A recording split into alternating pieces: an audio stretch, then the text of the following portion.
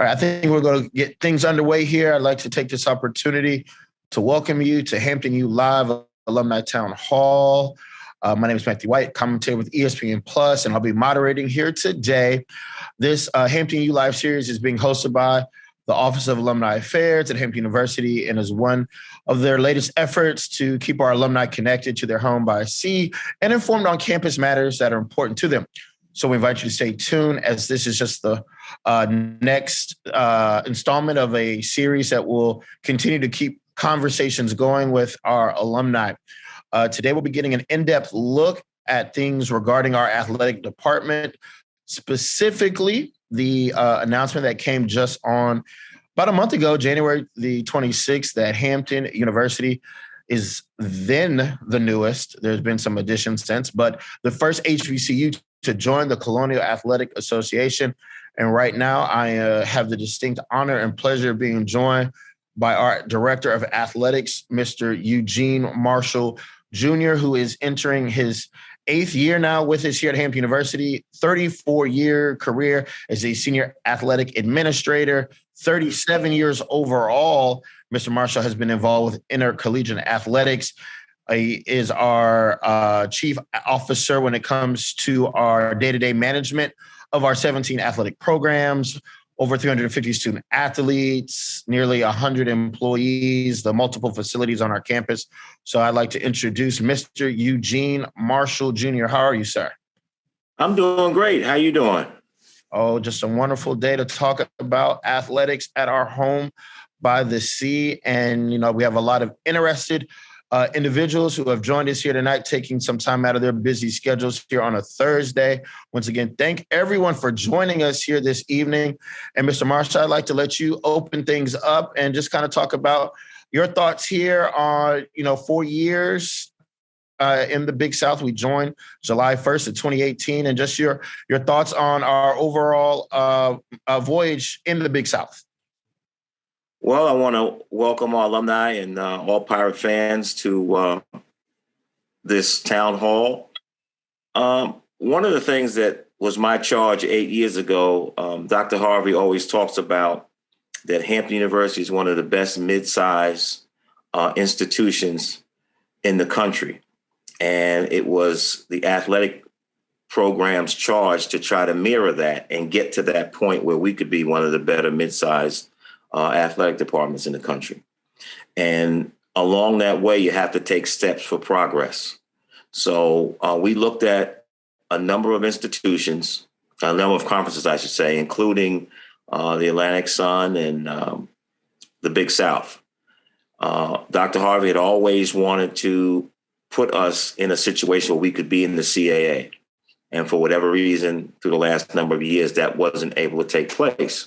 Because in the CAA, there are institutions like William and Mary, at that time, James Madison, the Villanovas, Richmond, Northeastern Delaware, Towson, those type of good academic and athletic institutions. So our first step was to move to the Big South Conference. And I know a lot of people didn't know the names of the institutions in the Big South Conference, but that was a step to position us when the CAA opened up that we would be able to go. And so we took the move to the Big South, which moved us from a competitive nature from 32, which was the MEAC ranking at the time, to 21. We had some success in track and men's, women's basketball, and men's basketball made it to the championship game. Then COVID hit. But we still had our eye on moving to the CAA once the opportunity presented itself. And so when that came about, and that's about relationships, I've known the commissioner for quite a number of years.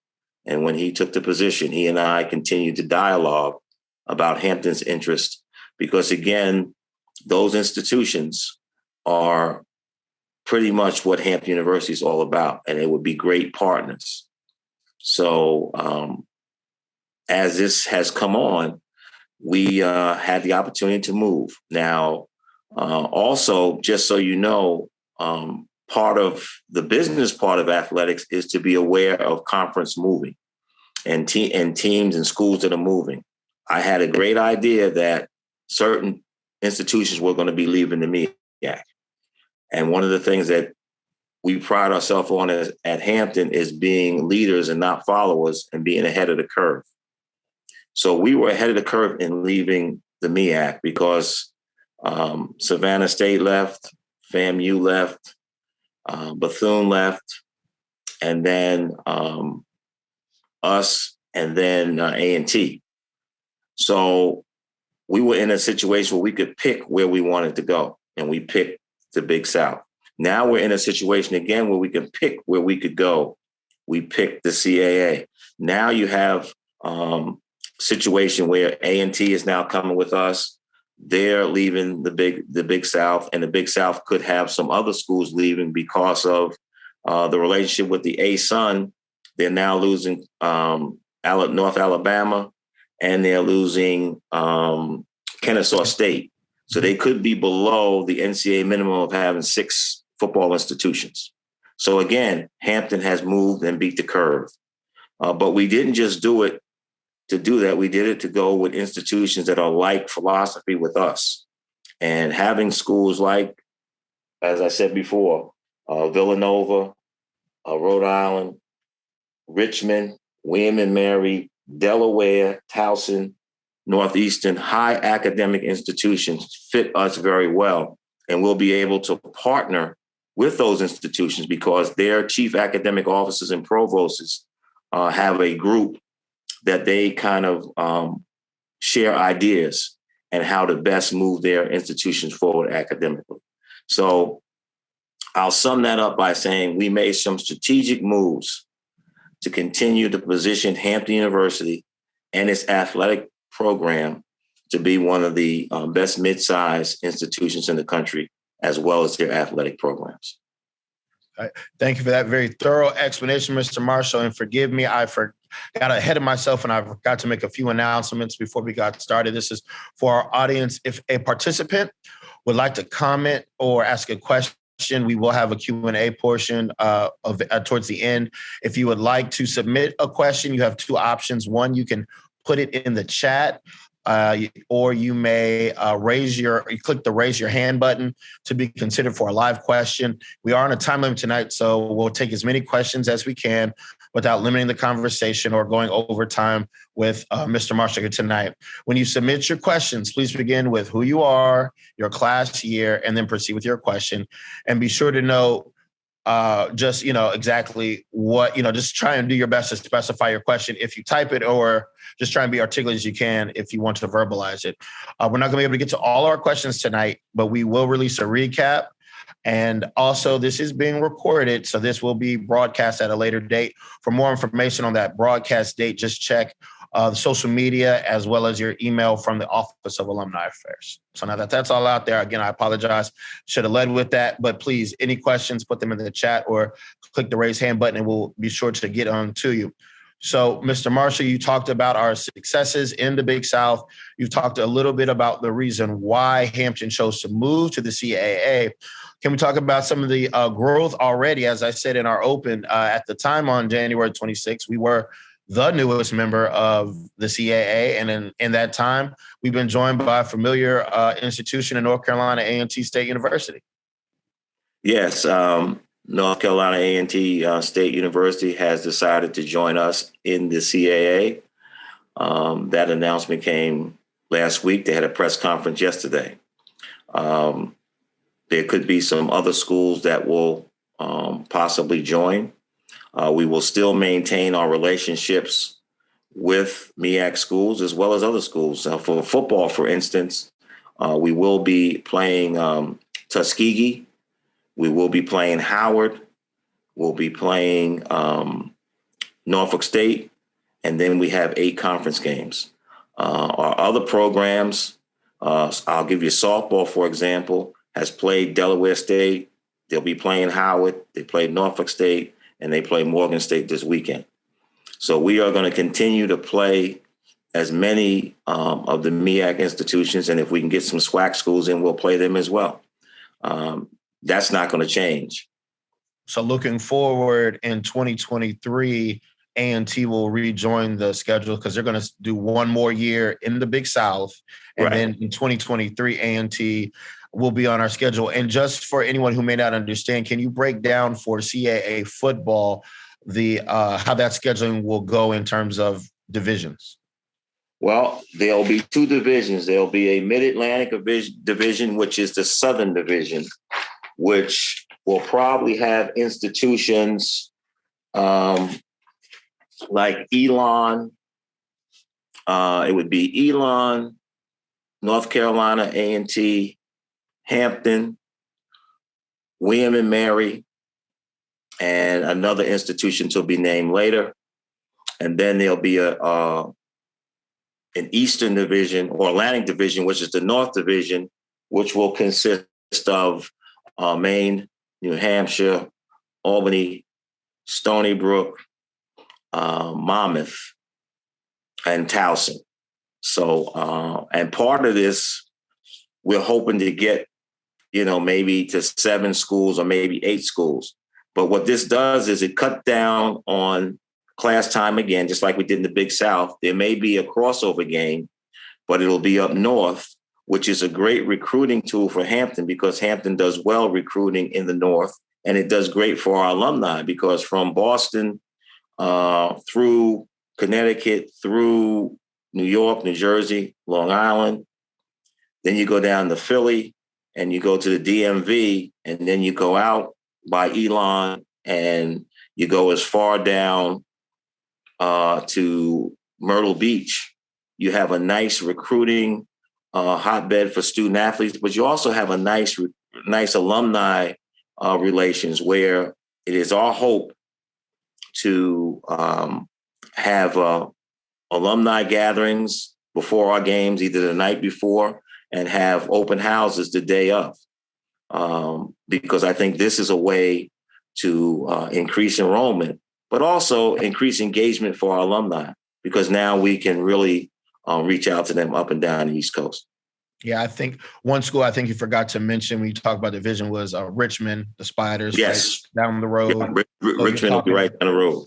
So you're talking about from an idea of engaging alumni, obviously Richmond, strong alumni area. You mentioned the DMV with Towson, a member of the CAA, in the greater Baltimore, DC area. Of course, you already mentioned from a non-conference standpoint, still going to keep the game with Howard. So, for the DMV alumni, you're talking about Hampton with 2 visits potentially in a season to the DMV. And then just from our experience, both prior to the Big South and then in the Big South with Monmouth. So we're back in the greater New York, New Jersey area. And then, as you mentioned before, with some of the new additions in out on the island, as New Jersey guys like to call it, when you're talking about Stony Brook and some of the other institutions. See, I know you're back in your stomping grounds. What can I say? But I think this is strategic. This is just not kind of picking. This is picking great institutions, a great conference that have like ideals as Hampton, that is in a great alumni populated areas for us. And it's great recruiting areas. And so I think we can kind of kill 2 birds with 1 stone. I'll give you an example for a football game. If we happen to be at Monmouth, we'll have an alumni event on Friday night. We can have an admissions event on Saturday and play Saturday afternoon. And you have a great crowd. You did bring up having Richmond. Richmond is very close, great academic school, and really aligned with Hampton. And you have the same thing with William and Mary. So now you're developing travel relationships with football. And then on the other sports, you're developing travel relationships because the Southern schools, they're bus trips, they're driving. Fans will come out. We have a great group of support in North Carolina and in South Carolina. So we're still going to have that. We have a great group in the DMV, and then, you stretch it to Delaware. So the folks that used to come and watch us play Delaware State can now come and watch us play University of Delaware. And we still play Delaware State. The women's basketball team traveled to Delaware State this year. So we're going to still do what we can to continue the MEAC relationships. But we wanted to be kind of ahead of the curve so that we could pick our destination and create our own narrative, as opposed to now some of the schools are going to be at the mercy of conferences and where we're not. So they're going to have to go where there's an opportunity as opposed to going where they want to go. And that's something that we have to look at. Unfortunately, athletics is a business. We'd love to not think of that. We'd like to think of it as fun and games and having relationships and bringing people back. But it is a multi-million-dollar business, and you have to be prepared to make tough decisions in order to keep the enterprise going. Now, if I can circle back to a point you made earlier, you're talking about those power rankings. Can you talk about what the strength in that power ranking in the CAA means for postseason play for some of our teams, not just football, but across all of our sports through the athletic department, on what new opportunities it creates for postseason? The CAA is one of the better conferences in FCS. And the power ranking, we went from 32 to 21. Now we're going to 10, 11, or 12. So that means that you can get multiple teams into tournament championships as opposed to it being a one-bid league. And by one-bid league, you just mean the winner of the championship, whether it be like the MEAC or the Big South tournament, or winning the regular season championship for football. Yes, you have to win. You win the regular season championship, you get in. If you upset the regular season champion and you have a decent record, you get in, but then that team doesn't get in. Right. So now, just for example, I sat on the football championship committee for FCS. The Colonial Athletic Association had 4 to 6 teams in every year that I was on the committee. So that means that 4 to 6 of their conference schools were in the tournament, where we only had 1, and I had to fight to get 2 in. Now that's not the case. Now the competition is a lot harder, and our coaches are now aware of that, and they're out recruiting. And Coach Prenny has done a good job of retooling his team, and now the other coaches are doing the same, so that we will be prepared. We did lose some time with COVID. I definitely support the university's position of shutting the athletic programs down in order for the health and safety of our students and student athletes. But in the same token, it put us behind a little bit. So we have to really step up, and we got to make some time up. This year we kind of struggled because, again, they hadn't played in 2 years and they hadn't practiced in 18 months. But now we have that under our belts. The coaches have a very good idea of what kind of talent they have and what they need. So we're going to move forward. And to that point, you were saying we're going to have to step up another level. What kinds of things are going on in the athletic department, or what things have already transpired in the athletic department to not just prepare for the transition to the CAA, but we're already being done per se to enhance our athletic infrastructure? Well, one of the things I can say with great pride that during my 7 and almost 8 years here, we've spent almost $21,600,000 on upgrades and repairs for all the various facilities. And then just recently, with Dr. Harvey's support and putting his money where he talks, we just put turf into the softball field. We're also in the process now of closing in the south end zone at Armstrong Stadium, and we're looking to put locker rooms and weight room space in there. And we're also going to be renovating the tennis courts, and we're looking at what we're going to make some repairs to the track. So do you mind explaining what it means when you say you put turf on the softball field? Yes, the softball field now has turf. It doesn't have grass or dirt. We have a turf-like outfield. We have a turf-like infield, and that allows us to play when the weather is 32 degrees at 9 o'clock, and then all of a sudden in the afternoon it becomes 50 degrees and the grass and the dirt get mushy. Now it doesn't. When it rains, as soon as it stops raining, we can play right away.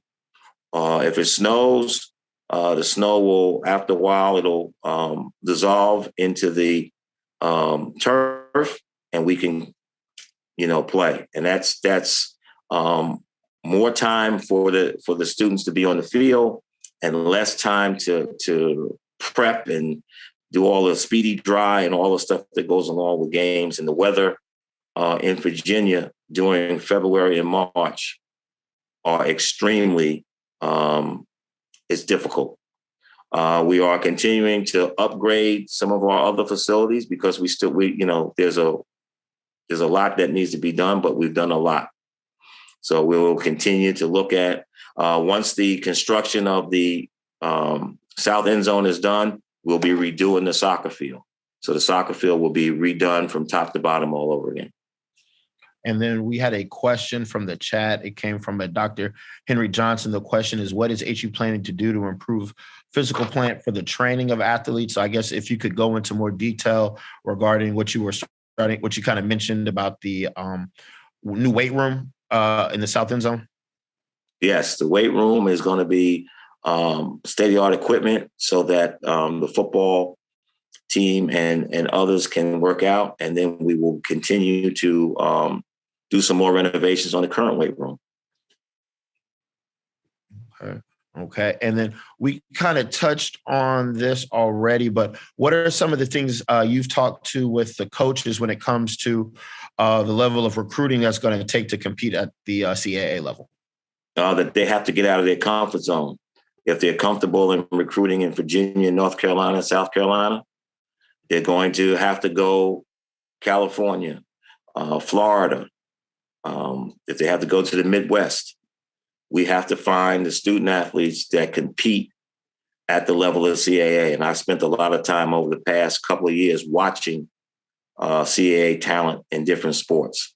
So I understand what we need, and the coaches are developing a plan of action and a strategy as to where, who they're looking at and what positions they want to fill and who they want to replace. And then they're going out to do that. And while our conversation has mostly been almost totally focused on the CAA, do you mind give us an update on our two sports that will not compete in the CAA, sailing as well as women's triathlon, since those are not CAA-sponsored sports? Well, sailing has really kind of picked up. They were ranked before the pandemic 18th in the country.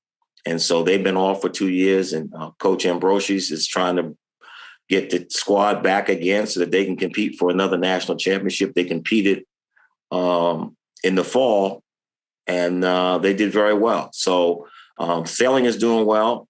Our triathlon program is picking up again after the pandemic, and the NCAA has just let us know that they have 40 schools that are competing in women's triathlon. So now they will be competing for a championship. Before they wouldn't be able to because they didn't have 40 schools. Now they have 40 schools. So moving forward, they will be able to compete for a national championship. So Coach Jensen is extremely happy about that. And she has been really going out of her way to build this program. The first HBCU to start it, and now there are some other HBCUs that are trying to follow suit and have a women's triathlon program. And one of our other unique sports that people know Hampton for, men's lacrosse program, this is their first year in the Southern Conference, and it'll be their grand opening, grand closing, as they'll be moving to the CAA next year. Can you talk about Coach Chaz and his team of young men here and their lone voyage here into the Southern Conference? Well, it was our plan when we started the program that in 5 years, we wanted to find a conference home. We wanted the student athletes who were part of the club team to get a feel of what it was like to be in a Division I program, knowing that it was going to be a struggle, knowing that we may not be successful. But since they had labored through the club sport era, that they were owed that opportunity to feel what it was like. So as they started to transition out, and Coach Chaz came in, we made a pitch to the Southern Conference for membership. And because of his pedigree and his success as a student athlete at Brown and his professional success as a professional lacrosse player and his ability to coach club teams and high school teams in Florida, it was easy to sell it to the Southern Conference. So we were accepted into the Southern Conference for this year. Simultaneously, we were in talks with the CAA for full membership. And they have one of the best lacrosse programs, conferences in the country. So we will be transitioning to that conference starting July 1. Okay. We've got another question from the chat. This is from Patricia A. Perry, class of 1989, Genesis 2. She is the Richmond, Virginia president of our Richmond chapter of NHAA Inc. And her comment is as follows: exciting time to support such a strategic move. Thank you for the in-depth explanation. But what can NHAA chapters do in the coming months to support you, the teams, in the tradition, thinking beyond just attending the games? Thank you for the question, Mrs. Perry. Thank you very much for the question. What we are going to need is for Hampton alumni to rally around this athletic program and look at ways to financially support the different programs, whether it's through the alumni office, via Pirate Athletics, or through Hampton Nation. One of the things that we're going to have to do is improve facilities, improve the type of recruiting that we're doing, and that takes money, and not just the little donations that come. It takes, if we're going to undertake some renovations, one of the things I want to do is begin to look at doing some renovations into Armstrong Stadium. I like to have suites. I like to have on the east and the west side, on the east and west sides, I'd like to redo those stands so that we can compete with other institutions. Now, the university has helped us to the tune of $21,600,000, but we need more support that way. So I think, and if you can get some of your corporations to help. It doesn't always have to come out of the pockets of the alumni, but by having corporate partners to help us, that's the way to go. So it's not always we're asking the alumni, hey, give us, no. But if you have corporate partners or you have people that have corporate organizations that want to support the athletic program, that's what we need. And that's what other institutions have done, and I believe that we can do it. I think coming to the games, now that the COVID restrictions are starting to be lifted, as each area is starting to have, the numbers are starting to decrease, we're going to have more people out. And I think by next football season, for instance, we're going to play Howard to start out as our first home game. And then we're going to play Tuskegee. And then we're going to go to Norfolk State. And then we're going to start the conference. Now, I will say to the Richmond chapter, we'll either be playing Richmond up there or we'll be playing them down here. So that relationship is going to be great. We're either going to play William and Mary here or William and Mary there. So I think that we can start to set that up again. And I think it's going to be great. But we do need support. And as this conference realignment unfolds and we start getting closer to the start date of July 1 for membership, we will be able to lay out a plan of where and when the donations can take place and what we're going to do with it. Okay, we're going to put a pin in that little nugget you dropped there about Howard, or the school on Georgia Ave, as I like to call them. We'll come back to that. Another question from the chat, and you kind of touched on this, but I want to just make sure we get to many questions as we can. This is from Dell Baxter, a class of 2012, Ogre 5, Ogre 14 from Maryland. Will there be any increase to the athletic budget moving forward? Most of the schools in the CAA have athletic budgets over. it will bring, but do worry if the school can keep up financially moving forward. That question again from Dell Baxter. Thank you, Dell. Great question. We will be moving the budget up. I don't have the numbers right now, but we're going to have to move it in order to be competitive. So when Dr. Harvey agreed to this move, he also agreed to the fact that we have to increase the budget. We can't do things the way we used to do it because we're in a different league. So one of the things that I've been doing is that I've been laying out what it's going to take. Now, we're not going to go crazy and ask for the stars, but we're going to systematically and strategically in increments increase the budget so that we can be competitive. I can say that A&T is going to have to do the same thing. One of the things that people don't understand is our budget is not as low as people think. We just have a lot to do with the budget. So it was a great question. We are looking at how we're improving it. Travel costs may increase because of the fact that we have different teams. We have a lot of teams going in different directions, and there will be some crossover games that will take us up north. But I think it will pay dividends because now our alumni, especially in the Eastern Corridor, will get to see us on a regular basis.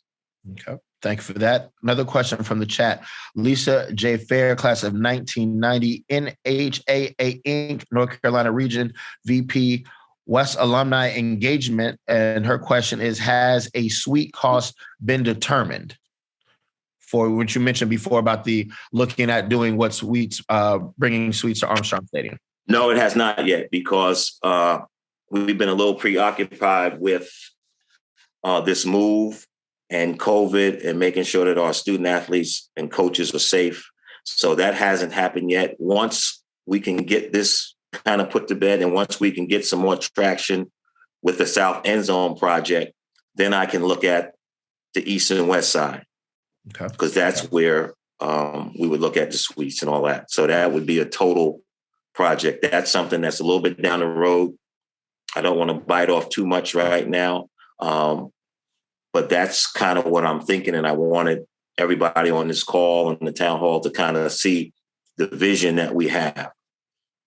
Okay. Thank you for that. Question, Joe Perry, class of 880506, member of the Raleigh, North Carolina Alumni Chapter. Thank you for hosting this town hall format. For parents and students who ask, what are the GPA requirements for athletes? Well, it's usually 2.5, but we strive for 3.0 and better. And if you're below a 3.0, then you are required to have a study hall. So I would say that we like a 3.0. We will take anywhere between the NCAA minimum and up to a 3.0. But what we do is our graduation rate is at 80%. And we have a very good academic support program. We've had over 165 Dean's List students out of 350. So we'll take the best possible student athlete that's of good character. And if it's a person that's below that number, we will take them and work with them. So I hope that answers your question. All right. Thank you, Joy, for that question. Next question comes from Candace Wise, 0507. Hi, Mr. Marshall. Are there plans to return classic games like the Chicago Football Classic? Yes, there are. And unfortunately, we had to cancel this year because we're moving to the CAA. What I have to do is balance having our games against MEAC and other HBCU institutions on campus versus going to classics. I had about 4 classics that were interested in us. The Hall of Fame Classic in Canton, Chicago Classic in Cleveland, and the Indiana Classic. Circle City, but I could not do that because we have 8 games scheduled and 3 non-conference games. So my hands are kind of tied right now until we can get a feel of what we want to do. We also have a game in 23 that's up in the air right now against Princeton. And we're supposed to go to Princeton in 23 and come back. They're supposed to come to us in 26. But we have to balance what the priorities are and opponents. So great question. Don't have the answer for it yet, but we're going to keep working at it. Okay. Thank you, Mr. Marshall. This question comes from Kelly Boyd, class of 91, the Mid-Atlantic region president. Do you know when the full football schedule will be released? And the all-important question on every alum's mind, the date of homecoming. I will say this, that unofficially, it will probably be around the same time it was last year. It hasn't been officially approved. The schedule I'm hoping within the next couple of weeks. The problem is it's the conference schedule because us, Monmouth, and Stony Brook joined the CAA. They had to rework the schedule. So I've given you 3 games and 3 dates. I can't give you the other dates because we don't have them yet. We were on a call today. Come on, the streets want to know, Mr. Marshall. I don't even know.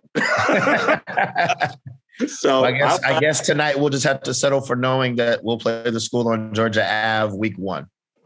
Yes, week 1, and then Tuskegee week 2, Norfolk State week 3 at Norfolk State. Okay. That's all I have right now. We're hoping to get it within the next couple of weeks, but again, a lot of the conference realignment has to do with this. Understood. So, Kelly, I tried to get it out of them. I tried. I really did. But I appreciate y'all hanging with me. I would like it too because we have to make plans as well. So I'm held in the dark as well. So okay. And then this question comes from Leslie Johnson, the Raleigh chapter, from the Raleigh chapter of NHAA. Will we be adding any sports programs as a result of this move, i.e. golf, swimming, baseball, etc.? Not yet. Golf, there is a what I call a $1.8 million question. So we've said this all along. We would bring back golf if somebody would donate $1.8 million to get it started again. That's $600,000 a year. The other programs, not just yet, because we want to get situated in the conference and make sure that everybody has what they need budget-wise of each of the teams before we think about adding another program. But Dr. Harvey has stated a long time ago, if 1.8 million came back for golf, we would take it. But we want to be fiscally responsible for the rest of the programs. Because this is, and I think for the CAA, this is a transition time for them as well, because they're going to a different philosophy, having a North and South division with some crossover. Okay, thank you for that. And you actually answered Miss Sherry Clark from Maryland, class of 91, who was just asking about golf reinstating. So she said, thank you for answering that as well. So Mr. Marshall, again, the nugget you can give us for football, week 1, Howard, week 2, Tuskegee, week 3, Norfolk State. So Coach Prunty and his young men have a lot to look forward to. Those first 3 weeks, exciting action, both home and away, before they begin that maiden voyage here into the Colonial Athletic Association. Yes, I think that's a great assessment. Once we find out who else we're playing, but I can tell you this, that every game is going to be a war. There are no easy games in the CAA. So, with what we're trying to get done, I think we can do it. I feel very confident in our coaches and our student athletes. Also, I'm very thankful to the university for not blinking at the budgetary the budgetary opportunities that this is going to present. So we're just going to move this along. Everybody has been very cooperative. They understand what we have to do. Okay. And then Krista Lewis from the class of 89, Genesis 2, current co-class leader, asks, is the Howard game in DC or will it be in Hampton this year? The Howard game is at our home by the sea. It will be at Armstrong Stadium. It will probably be a night game, because the first two games in September, we usually play at 6:00. And we thank you for that because it's hot in September. Yes. Can you give a date? I am sorry, I missed that. She asked, do you know the date? 9/3, September 3rd. It's a Saturday. Okay, September 3rd, HU versus the school on Georgia Ave. Another question from the chat. This is from class of 91. Can you ask, will budget improvements include other sports besides football, basketball, and softball? Also, will there be plans to protect the track once the improvements are made? Yes, and yes, we have to improve all of the budgets because this is not just a football, basketball, and softball move. This is a athletic department, 17 sports move. So we have to make sure because all of those teams are going to be traveling and all of those teams are going to be playing, a couple of crossover games. So everybody is going to have to have their budgets increased. The increments are going to depend on the schedules and depend on the needs. And we've got one more question. This is from Damian Bavell. Says, Mr. Marshall, I sent you an email with an attachment after we spoke briefly last week. Did you receive it and have a chance to review it? He's a member of class of 96. I did receive it. I had a chance to review it. We'll have to discuss it because there are some particulars that you may not be aware of. Okay. Once again, we are joined by our athletic director, Mr. Eugene Marshall Jr.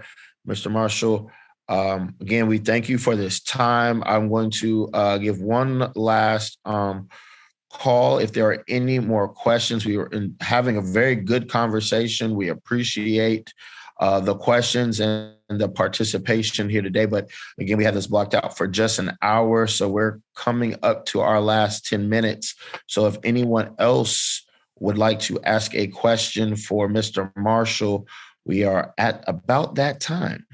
Hey, Matt, I want to thank each and everybody on the call and the people who are not on the call, the Hamptonians who have supported what we've been trying to do. I know it has taken a lot of people out of their comfort zone, but I think positive change, sometimes you have to get out of your comfort zone. And yes, we are playing Tuskegee at home. It'll probably be September 10th at 6:00, Armstrong Stadium. But I do want to thank everybody. And I want to thank Ms. Martin and her staff for all their support. As we've made these different moves, the communication that her office and you as well, Mr. White, have sent out has made it, the message come out much clearer and that people had a very good understanding of what we're trying to do and why we're doing it. All right. And we are going to go to Mr. Joe Silverstone. If you could turn on your camera and microphone, sir, if you want to pose your question. Yes, I want to thank both of you for allowing us to have this opportunity to discuss. One question I have about games outside of Hampton is, what do we need to do to get the band and cheerleaders and the whole Hampton experience at away games? Well, I think that's a great question. And I think that some of the things that we probably have to do would be to raise some additional funds for the band and for the cheerleaders to get them to go to certain games. I think, athletics has their budget. Unfortunately, the band does not have that budget. They kind of earmark a couple of games for them. And I think that we'll get with Dr. Jones and kind of find out some of the costs that it would take for him to go to some of the games. And I think that would help. when we go to classics, we kind of build in the expenses for the band. But for the regular season, we don't. Now, for the tournament, this coming week, we built in the costs for the band. So the band will be down there, and the cheerleaders will be down in Charlotte for our Big South championship. But I will say, you'll like this, that Dr. Harvey's one of his conditions for getting into the Big South was to have a conference tournament at a neutral site. And they did it, and now we're leaving. So they're not too happy with us with that either. Still a good idea. Yeah. Thank you, Jeff. Appreciate the question. And once again, if anyone has any last questions for Mr. Marshall, this is the time. We thank everyone for tuning in and joining us for this great conversation. A lot of good nuggets that we have taken away from this conversation. I know I get to start heckling my family members that made the wrong choice and went to the school on Georgia Avenue. Tell them they need to be here on September the 3rd. So thank you for that. It's going to endear me to them even more, as I am been considered the black sheep of the family. So I thank you for that, sir. It'll be a good time. And then I know there are a lot of alums who are very happy to hear the renewal of our game with Tuskegee. As everyone knows, the relationship between Hampton and Tuskegee. And we just got one more question that came in. And it says, what is the time frame that we plan to be a part of the CAA? And if I am correct, Mr. Marshall, July 1, 2022. July 1, 2022. All sports. A&T, July 1, 2022 for all sports except for football. They'll start football on July 1, 2023. But as of July 1, we will be all CAA. And then again, there is the CAA, then CAA football, and there are different members of each different group because obviously some schools have other sports and other conferences as well. Yes. Okay. Well, I would just like to take this opportunity to say thank you all again for attending this virtual town hall here with Mr. Marshall. We will have more town hall and conversations in this series to come. Stay tuned to the wonderful work being done by the Office of Alumni Affairs, the work being done in our Department of Athletics. And we thank you again for your support of Hampton University. And this will do it here for tonight's conversation. Again, they will be releasing this at a later date, so stay tuned to see the replay. Thanks, everybody. Have a good night. Go Pirates.